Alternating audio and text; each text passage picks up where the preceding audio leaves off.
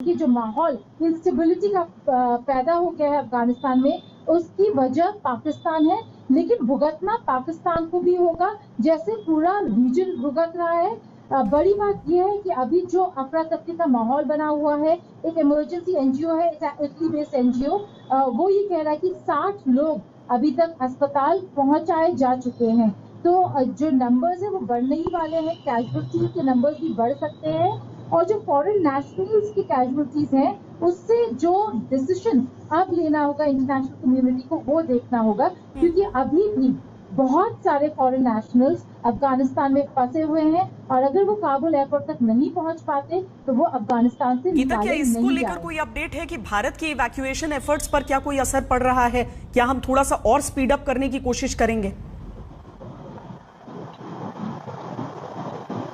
बहुत असर पड़ रहा है। कल शाम को सिक्योरिटी अलर्ट्स कल शाम से आने शुरू हो गए थे। आज सुबह 3 देशों ने सिवियर सिक्योरिटी अलर्ट भेजे थे, अमेरिका, ब्रिटेन और ऑस्ट्रेलिया ने। अमेरिका और ब्रिटेन काफी साफ तौर से ये कह रहे थे कि आप हामिद करज़ई इंटरनेशनल एयरपोर्ट से दूर रहे।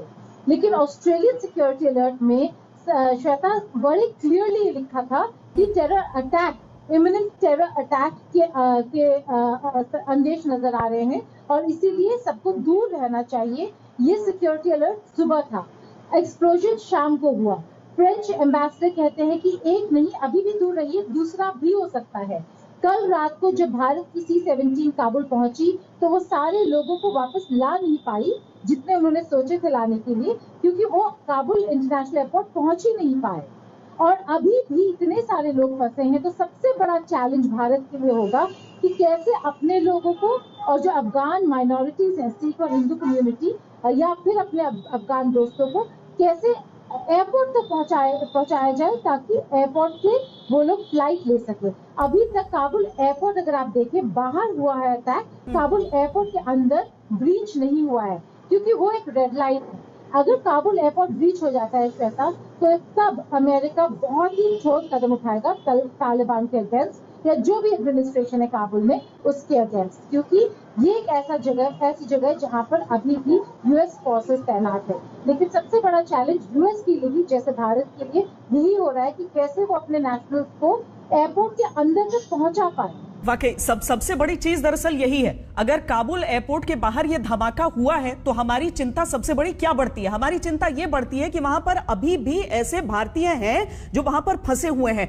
अशरफ वानी श्रीनगर से हमारे साथ जुड़ रहे हैं। अशरफ अफगानिस्तान में थे, पूरी रिपोर्टिंग वहां पर उन्होंने की। जब नेशनल हाईवे से वहां पर आपको तस्वीरें नहीं दिखती थी तो इकलौते संवाददाता थे और भारत के पहले पत्रकार थे जो वहां पर मौजूद होकर वो सारी तस्वीरें हमारे लिए लेकर आते थे। इसलिए अशरफ, ये समझाइए कि अगर वहां पर उस एयरपोर्ट के ढांचे को और वहां तक पहुंचने के पूरे जरिए को समझने के जरिए हम ये अभी अंदाजा लगाने की कोशिश करें कि इवैक्यूएशन कितनी बड़ी समस्या है और इन धमाकों के बाद और कितने मुश्किल हो जाएंगे हालात, तो क्या बताएंगे आप?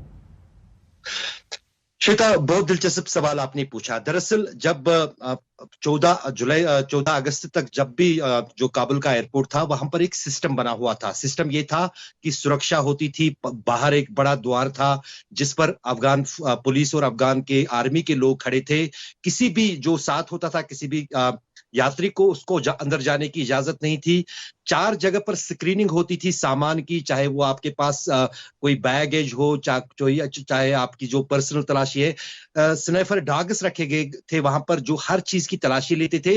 लेकिन 15 अगस्त को अचानक सब कुछ बदल गया, सब कुछ वहां से हट गया। न पुलिस रही, न सुरक्षा रही, न कुछ रहा। तो आनन फानन में जो अमेरिकी सेना है, 3000 जो है सैनिक अमेरिका से काबुल पहुंचते हैं, और काबुल एयरपोर्ट के भीतर उनका एक ढांचा बना हुआ है पिछले 20 साल से, जिसमें एयर स्पेस भी आती है, एयरबेस भी आती है, लैंडिंग की जो पट्टी, हवाई पट्टी है वो भी आती है। वो एक अलग ही दुनिया है काबुल एयरपोर्ट के भीतर, और उस पर जो है नियंत्रण अमेरिकी सेना ने 15 अगस्त से पूरी तरह से रखा हुआ है। और अमेरिका की सैनिक वहां पर पहले से करीब मौजूद थे, वहां से पूरी तरह से, जिस तरह से बगराम से निकले थे अमेरिकी सैनिक, एयरपोर्ट से, काबुल एयरपोर्ट से नहीं निकले थे, वो वहां पर तब भी दिखते थे।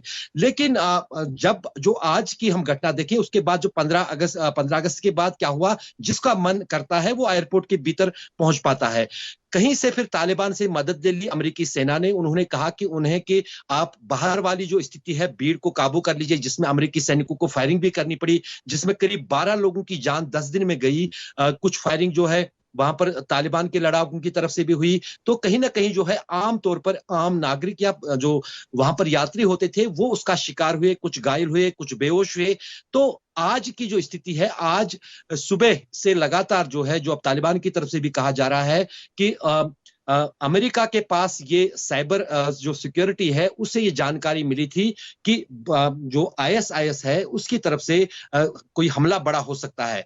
ये पहला हमला इस तरह का आत्मघाती नहीं है। अगर हम पिछले 5 साल में अफगानिस्तान के आत्मघाती हमलों की फहरिस्त निकालें, सबसे खतरनाक जो आत्मघाती हमला हुआ था 2018 में, ट्रैक एक पूरी बारूद से भरकर तब तालिबान ने लाई थी, और काबुल में जो है सबसे पोश एरिया जो वहां पर है, वहां पर 150 लोगों की जान तब गई थी। उसके बाद जो इंटीरियर रोड्स हैं वो अफगान सरकार और अमेरिकी सेना ने तब पूरी तरह से सील कर दिए थे, ग्रीन जोन का इलाका, ताकि कोई बड़ा वाहन जो है वहां तक नहीं चल पाए। लेकिन वो सील कर पाना एयरपोर्ट के एरिया तक मुश्किल हो गया, हो रहा था। इसलिए जो है एयरपोर्ट तक किसी की रसाई थी, कोई भी वाहन आ सकता था, खासतौर से 15 अगस्त के बाद। और आज जो दुनिया के सामने अब है कि वो तस्वीरें हमारे सामने आ रही हैं, जो मेरे पास सूत्रों से खबरें आ रही हैं काबुल एयरपोर्ट से, इसमें अमेरिका के सैनिक भी घायल हुए हैं, जिनकी तादाद 4 बताई जा रही है। तालिबान के कुछ लड़ाकू जो कि अफगानिस्तान के एयरपोर्ट की बाहरी सुरक्षा देख रहे थे,